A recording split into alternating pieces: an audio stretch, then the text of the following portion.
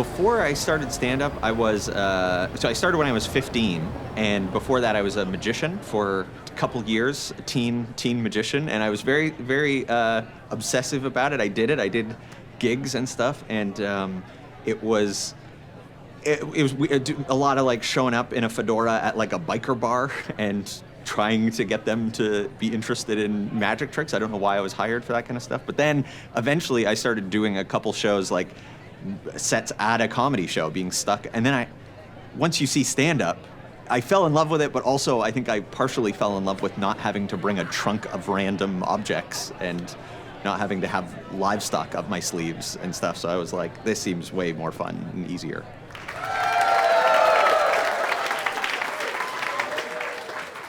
Thank you very much. Thanks a lot, guys. This is great.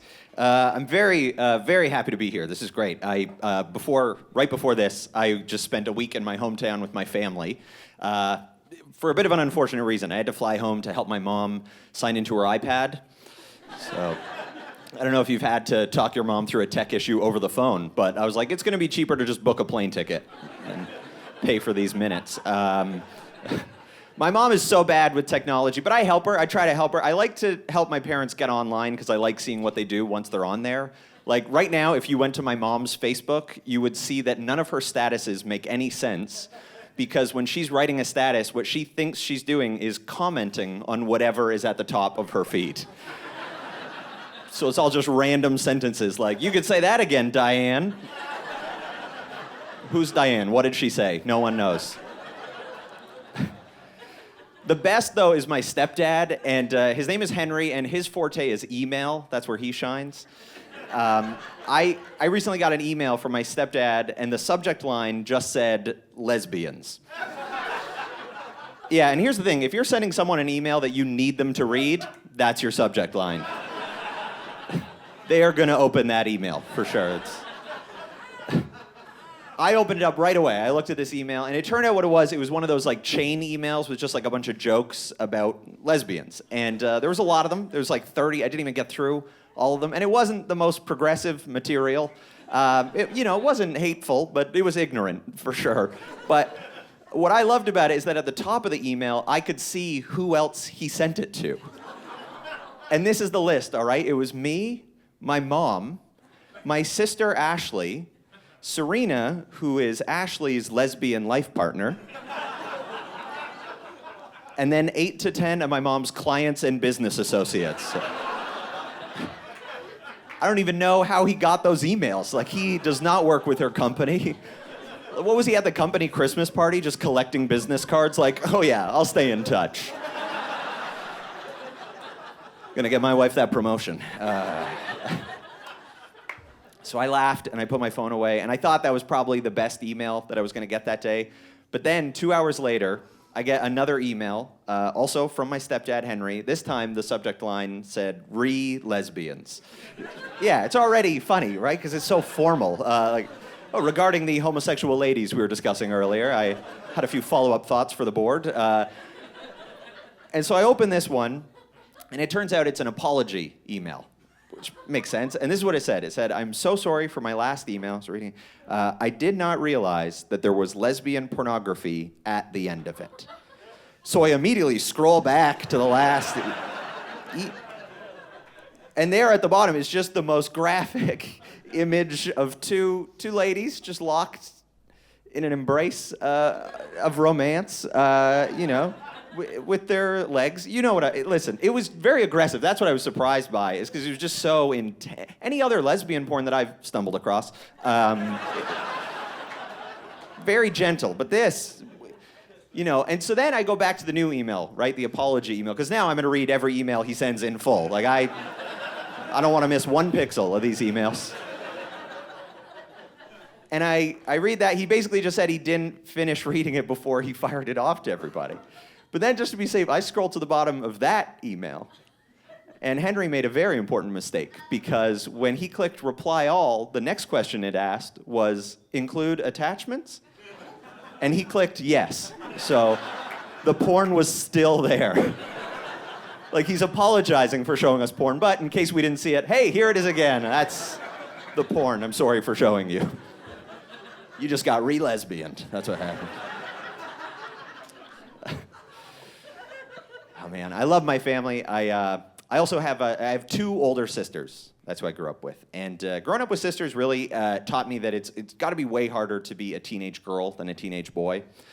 Right? It has to be. Because they were angry the whole time. The whole time. It was like 10 straight years of me walking into the living room like, whoa, there was a bad vibe in here. I gotta go. It's too hot in here right now. It's too hot.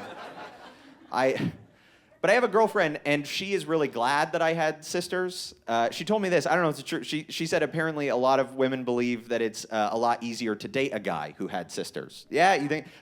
I think it's probably true, but I think it's true in the same way that it's probably also easier to own a monkey that was rescued from the circus. You know, because it's like, well, he went through a lot of trauma, but he is well trained. He listens to me. He wears the little outfits I give him. I even got him to sit on the toilet when he pees, so he gets the shakes a lot. He does shake a lot, but that's what the cigarettes are for, so. Yeah. My girlfriend's great. We actually just moved in together. And thank you. Yeah, I like it. It's the one annoying thing is that now we have to share one bathroom, and it's just like filled with all these bottles of lotion that she keeps telling me I'm not allowed to keep in there. So, yeah, where am I going to put them? But I do love living with her. When we moved in together, she told me that she wanted to smudge our apartment, and I didn't know what that was when she said that, and so I had to Google it. In case anybody else here doesn't know, this is what it said on Google. It said that smudging is a traditional indigenous ritual where they would take a bundle of sacred herbs, they would light it, and then they would use the smoke to cleanse some space of evil spirits and negative energy. That's what it said. And yeah, I think that sounds like a really great ritual, you know, for them, because they didn't really live in bachelor apartments. They lived in more open concept environments traditionally, where the wind could clear that smoke, and then their asthma didn't start acting up. So I told my girlfriend, if we do this, all that's going to happen is smoke is going to get into my pillow. I'm going to have a nose whistle when we sleep, and in the morning, you're going to express negative energy.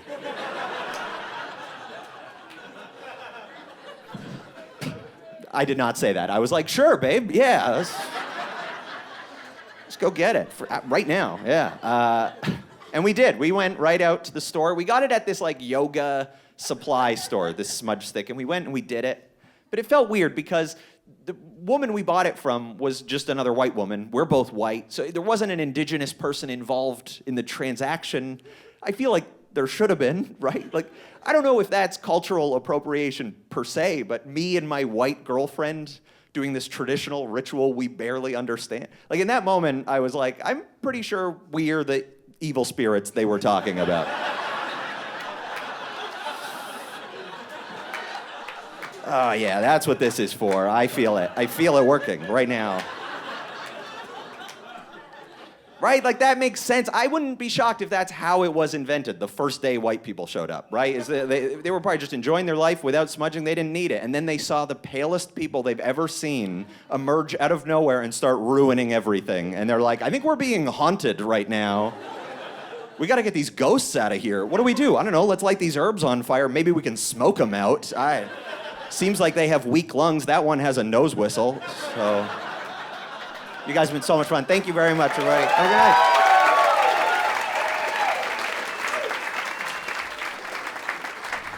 Oh, that was so much fun. They were too nice. Like, it was, you know, I think the crowd surfing was a bit much, but you can edit that in right after. Okay, sick. Yeah. Yeah, I mean, but that was nice of them. If they wanted that, to touch me after a set like that, they just wanted to feel that didn't happen. But they were very nice, is what I'm saying.